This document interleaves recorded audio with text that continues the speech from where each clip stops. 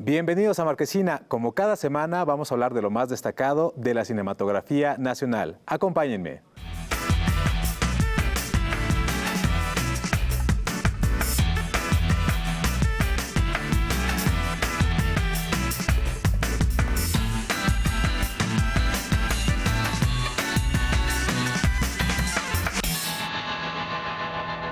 Esta semana les tenemos un programa muy especial porque vamos a hablar de la primera adaptación de 100 años de soledad, escrita por Gabriel García Márquez.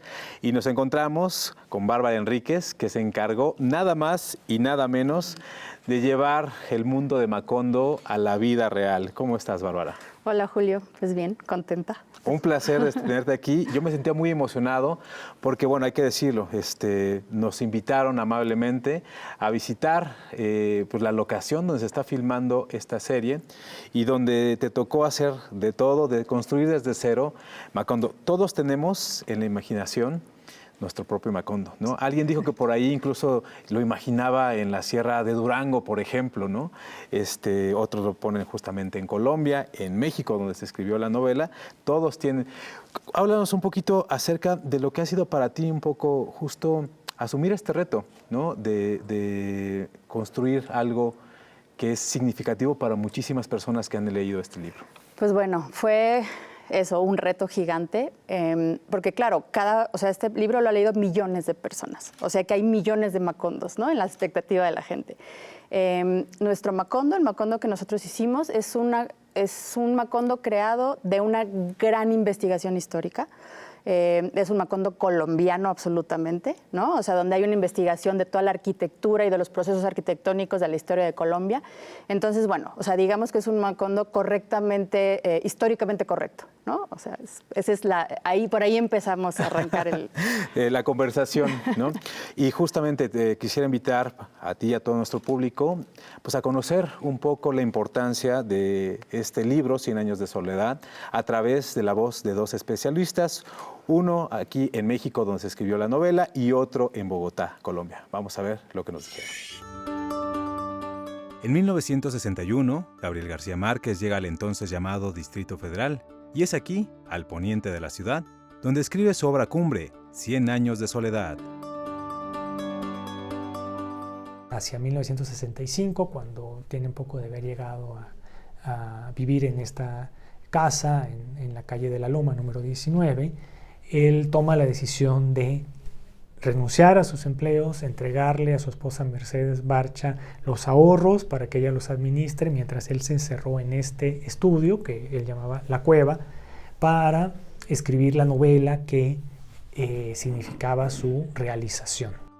Tardó 18 meses en escribir la novela, y en este proyecto se fueron todos sus ahorros. No tenían ni para pagar la renta. Van Gabo y Mercedes a la oficina de correos de San Ángel con la intención de mandar el manuscrito completo de 100 años de soledad a Francisco Porrúa, el editor de Sudamericana. Cuando le sacan las cuentas de lo que tienen que pagar, se percatan de que no les alcanza y deciden mandar una mitad. Para eso sí les es suficiente lo que llevan. Mandan esa mitad a Buenos Aires, regresan aquí a la casa y cuando abren el paquete se dan cuenta de que mandaron la segunda parte. El libro se convirtió en un éxito instantáneo que catapultó al autor. Cualquier persona que lo lea siente que el libro está escrito para él y que su abuela, su tía, su mamá podía haber echado esos cuentos. O sea, es un libro que logró el milagro de recoger toda la gran parte de la tradición oral y del folclore y de las costumbres y la idiosincrasia de los caribeños y hacerlo local y hacerlo universal. En vida nunca quiso que se realizara una adaptación de su obra, pero ahora, a casi 100 años de su nacimiento, se está concluyendo la primera adaptación. Y para mencionarlas, había que señalarlas con el dedo. ¿Cuánta vida les había costado encontrar el paraíso de la soledad compartida? Gabo dijo, yo voy a escribir una novela contra el cine. 100 años de soledad va a ser una novela inadaptable. Esto es, un lenguaje que no va a poder ser llevado a un guión, que no se puede ni transformar, ni reducir, ni modificar para ese otro lenguaje que él conocía muy bien, que era el del guión cinematográfico. A mí lo que me da miedo es que pasajes tremendamente visuales, literariamente, al ser llevados al cine, se vuelvan inverosímiles. Por ejemplo, cuando Remedios la Bella asciende al cielo envuelta en sábanas. Especial Cien años de soledad es un libro tan totalmente poderoso y tan brutal, tan avasallador, que ponerle cara a un personaje es muy difícil. ¿Qué región es aquella? Les contestaremos con un nombre que nunca habrán oído, que no tiene significado alguno, pero que en el sueño tiene una resonancia sobrenatural. Macondo. El trabajo realizado es impresionante. Bárbara, tuvimos la oportunidad de platicar ya hace algún tiempo sobre otro proyecto que tenía una gran historia detrás, que era Roma, por la que te nominaron a los premios Oscar. Y ahora justamente aquí en 100 años de soledad también me contabas que había una gran investigación, pero con tanto que ver, ¿dónde empezaste? Bueno, originalmente, esto siempre hay que decirlo, el diseño original empezó en manos de Eugenio Caballero, ¿no? O sea, él empezó en el 2020 a visualizar cómo iba a ser todo eso. Yo entré a 100 años de soledad en el 2022. La idea era poder llevar, digamos, concretizar cómo se podría filmar, ¿no? esta historia. O sea, desde el 2020 hay una investigación, comenzó un proceso de investigación. Después, cuando yo tomé el proyecto, bueno, seguimos con un proceso gigante de investigación, porque al final, si bien 100 años de soledad no es una novela histórica, sí está localizada en un espacio histórico muy, muy claro, ¿no? Con eventos históricos reales que ocurrieron en la historia de Colombia, que están plasmados en el libro. Entonces, ese fue nuestro marco de investigación, ¿no? Esos 100 años históricos de Colombia. Y bueno, y se ha hecho un trabajo de investigación gigante arquitectónico, de usos, costumbres, vestuarios, modos de hablar, música, ¿no? O sea, de todos los temas que trata 100 años de soledad, que son millones. Así es, ya lo decíamos ahí, incluso el folclore, ¿no? Al libro solo le falta tener ahí un playlist, ¿no? Para que mientras lo leas estés escuchando.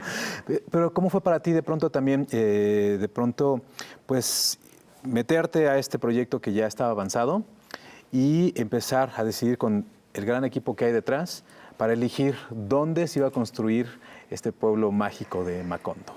Pues bueno, Macondo tenía ciertas características, ¿no? de flora, fauna, ¿no? De temperatura y tal, ¿no? O sea, y entonces hicimos una búsqueda gigantesca por todo Colombia de ver de dónde podíamos construir esto.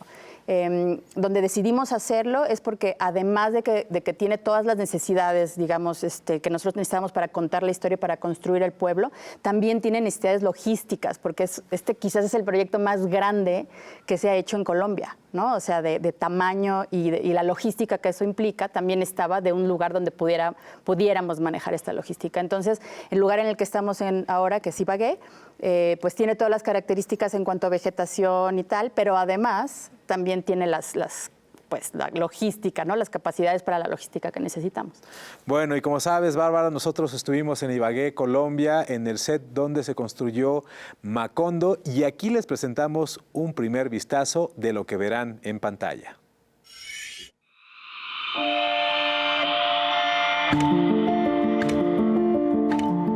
El mundo era tan reciente que muchas cosas carecían de nombre, y para nombrarlas había que señalarlas con el dedo. Macondo es un pueblo creado por la imaginación de Gabriel García Márquez, citado en múltiples ocasiones en varias de sus obras. Sin embargo, encontramos la génesis de este lugar en el libro 100 años de soledad. Hasta ahora, todos los lectores creamos nuestra propia versión de este lugar, pero Macondo ha sido construido, vive y respira. Buscaron por todo Colombia, pero al final encontraron en Alvarado, Tolima, el lugar idóneo para construirlo. Más de 1000 personas trabajaron en la construcción de un pueblo de dimensiones reales, intervenido radicalmente en 4 ocasiones para simular el paso del tiempo. Macondo es un lugar mágico, la capital del realismo mágico, la utopía fundada por José Arcadio Buendía, un espacio de soledad y olvido, vedado a los vicios del tiempo. Como dijo Gabriel García Márquez, por fortuna Macondo no es un lugar, sino un estado de ánimo que permite a uno ver lo que quiere ver y verlo como quiere.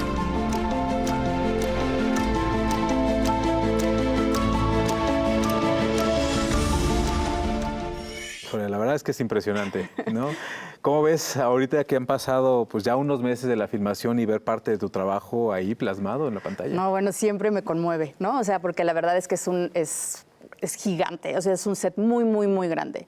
Entonces, bueno, pues además de los nervios, ¿no?, que implicaba levantar una cosa de ese tamaño, o sea, ya cuando lo ves dices, ay, como mi bebé.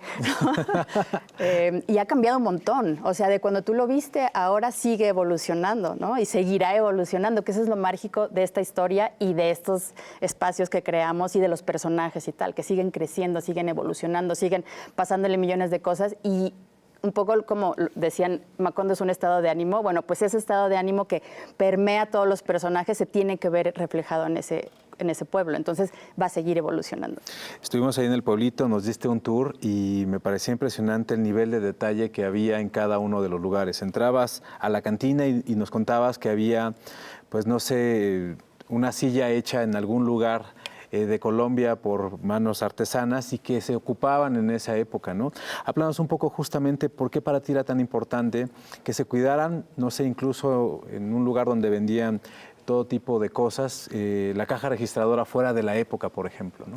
Pues bueno, digo, para nosotros era como súper importante porque, como te decía, esto está localizado en una época específica, ¿no? Entonces nos parecía como importante porque además hay un montón de cosas que van a ocurrir y que ocurren en la historia que tiene que ver con el progreso de Macondo y tal, donde van apareciendo cosas, eventualmente llegará la luz eléctrica, ¿no? Y tal. Entonces, poder tener digamos, esa lógica de los objetos y cómo van cambiando y tal, o sea, nos parecía como súper importante.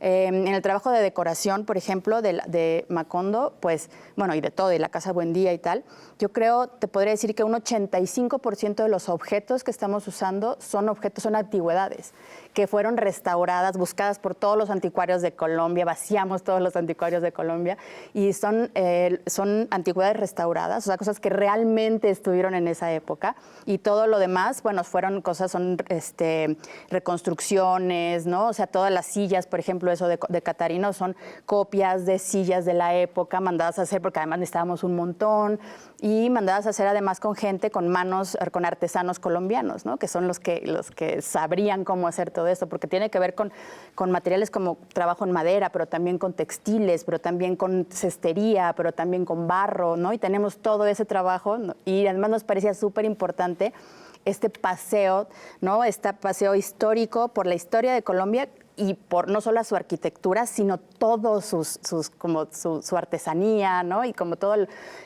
porque además Colombia es de una complejidad, ¿no? También cultural increíble. Entonces queríamos reflejar todo eso también en la serie. Bárbara, como lo mencionabas, la Casa Buendía es otro personaje y el nivel de detalle es impresionante. Los invito a que le echen un vistazo.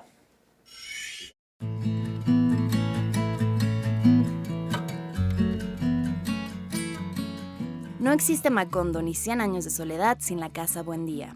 Macondo era entonces una aldea de 20 casas de barro y caña brava, construidas a la orilla de un río de aguas diáfanas.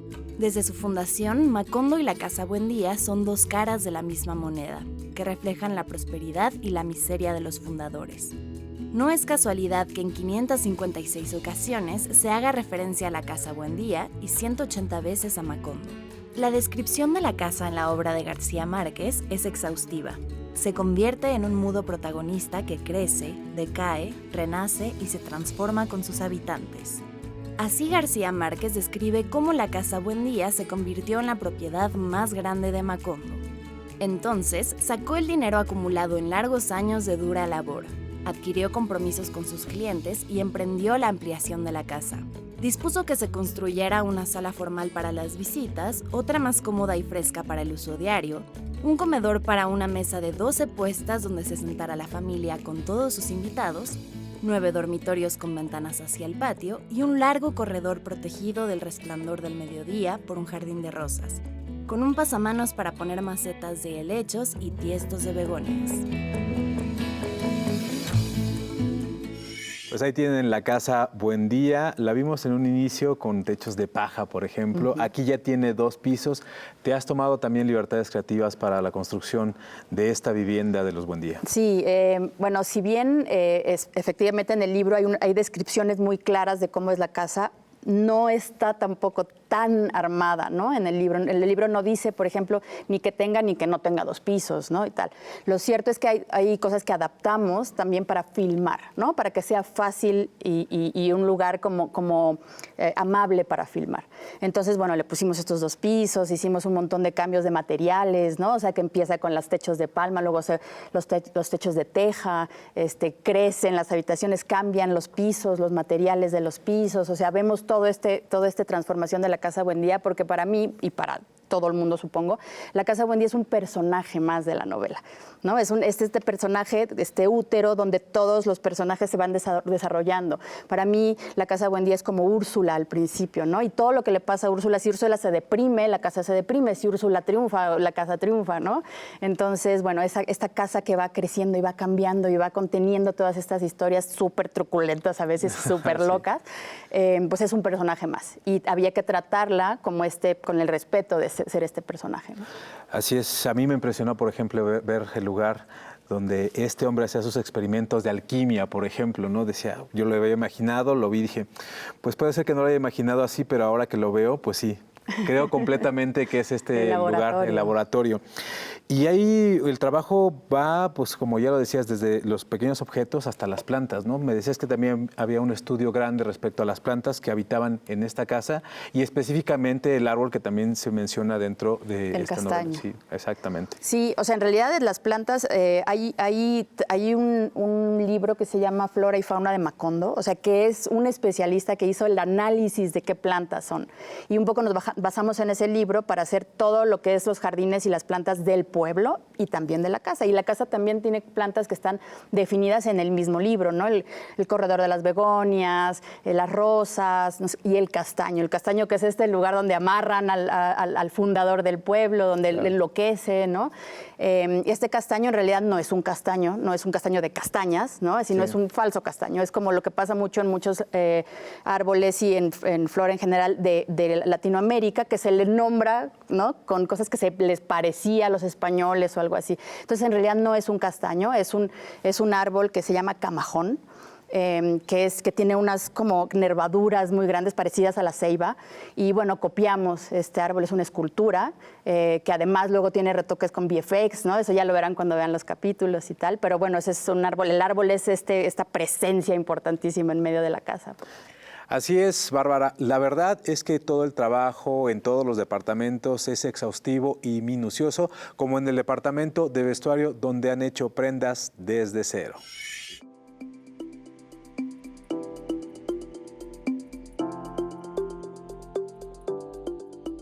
Cien años de soledad es una novela muy descriptiva. Sin embargo, se habla poco del atuendo de los personajes. Catherine Rodríguez realizó una investigación histórica de 3 años y se dio algunas licencias creativas para crear el vestuario de la serie. Se estima que el libro se desarrolla entre los años 1850 a 1950. Catherine Rodríguez tomó como fuente de inspiración a Edward Walhouse Mark, pintor, dibujante y diplomático, quien se valió de la acuarela para plasmar paisaje, hacer retrato y costumbrismo. También sirvió como fuente de inspiración la obra de Patricio Landaluce, un ilustrador y escritor español cuya obra se desarrolló principalmente en Cuba. Finalmente llegamos a Manuel María Paz, militar, cartógrafo, dibujante y pintor colombiano. Su trabajo fue ampliamente valorado en el mundo de la comisión coreográfica que tenía la encomienda de retratar lo que hoy conocemos como Colombia. El equipo de vestuario es 100% colombiano, conformado por unas 60 personas divididas en 2 departamentos, taller de confección y taller de ambientación de vestuario. Se calcula que han confeccionado unas 20.000 prendas, todas hechas desde cero, desde sombreros hasta zapatos. Algunas piezas tan hermosas que son dignas de exhibirse en un museo o ser admiradas en un desfile de modas.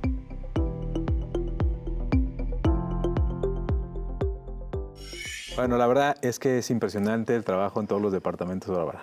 Sí, no, bueno, la verdad, y con el equipo de vestuario específicamente, el trabajo que ha hecho Catherine y todo su equipo es espectacular, porque efectivamente hay una investigación muy, muy minuciosa, pero además de eso, pues hay muchas cosas que tienen que ver ya con la creatividad, ¿no? de los que creamos todos estos mundos. Entonces, también las paletas de color, las texturas y todo eso tienen que ver con cómo Catherine interpreta, ¿no? Este vestuario. Y la verdad es que es exquisito. Han hecho una cantidad de prendas impresionantes. Tienen un trabajo también de texturas y de color y de teñidos especial. Entonces, bueno, nada, yo creo que y además todo su equipo es colombiano, cosa que es espectacular también, ¿no? O sea, que también habla de la profesionalidad, ¿no? Y ya del nivel de profesionalización al que ha llegado Colombia, ¿no? En todos los departamentos del ámbito del cine, pues. Sí, ¿cómo ha sido para ti afrontar este reto en el sentido de que pues sí, hay una gran responsabilidad, ¿no? Yo me emociono cuando digo, claro, una directora de producción mexicana va a hacer este proyecto, va a hacer realidad Macondo, ¿no? Cuando leíste el libro y de pronto te viste ya envuelta en este proyecto, ¿qué pensabas, por ejemplo, ¿no? Pues de pronto, o sea, la verdad es que yo nunca había hecho un proyecto en Colombia, pero es cierto que tengo un equipo increíble, ¿no? O sea, increíble. El equipo de arte es 99% colombiano. No sabemos muy pocos extranjeros. Y yo como cabeza de ese departamento, o sea, al principio sí dije, uy, qué nervios. Por otro lado también dije, bueno, al final este libro se escribió en México. Y hay una visión, o sea, hay una hermandad entre México y Colombia con 100 años de soledad, que me parece absolutamente normal, ¿no? Yo me siento también como creando una cosa que es como de casa, ¿no? Entonces, me parece que hemos logrado, pues, un trabajo como súper integrado, ¿no? Con todo el equipo.